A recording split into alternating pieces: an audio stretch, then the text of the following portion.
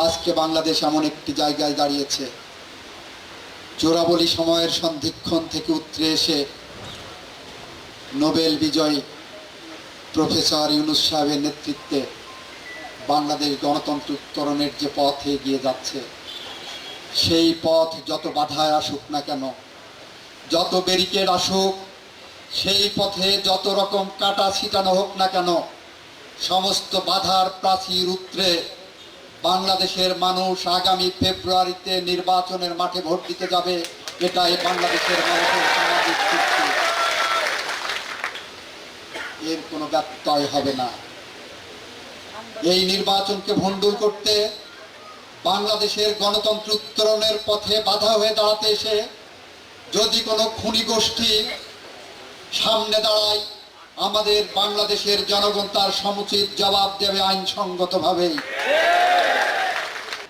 আমরা আপনাদেরকে একটি তথ্য দেই, 16 বছরে আপনারা কতগুলো 60 লক্ষের উপরে বেআইনি বেনামি মামলার গল্প শুনেছেন, 4500-এর মতো বিনা বিচারে হত্যাকাণ্ডের গল্প শুনেছেন, 700 গুমের কাহিনী শুনেছেন।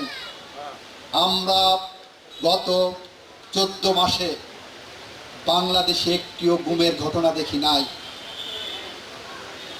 আমরা 14 মাসে বাংলাদেশে পুলিশ বাদীও একটিও গায়েবী মিথ্যা মামলা দায়ের করেছে, এরকম কোনো রেকর্ড আসেনি।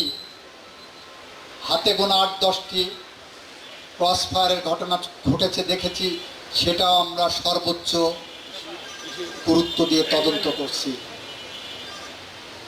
এই বাংলাদেশ আমরা বিনির্মাণের জন্য, শহীদের রক্তের প্রতি শ্রদ্ধা জানানোর জন্য যা কিছু করা প্রয়োজন, সেখানে যদি নিজের জীবন দিতে হয়, নিজের রক্ত দিতে হয়, আবার যদি রক্ত দিতে হয়, সেটা দিতেও আমরা প্রস্তুত আছি।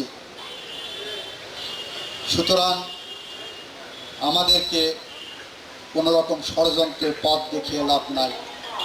বাংলাদেশের জনগণ বাংলাদেশের ক্ষমতা নিজেদের হাতে নিয়েছেন, তাদের ভোট তারা দেবেন, যাকে খুশি তাকে দেবেন। এই পরিবেশ নিশ্চিত হবে, ফেব্রুয়ারিতে ভোট হবে, এই প্রত্যাশা এবং এই প্রত্যয় ব্যক্ত। সংক্ষেপে মিটিং শেষ করে দেবে। কোন পাশে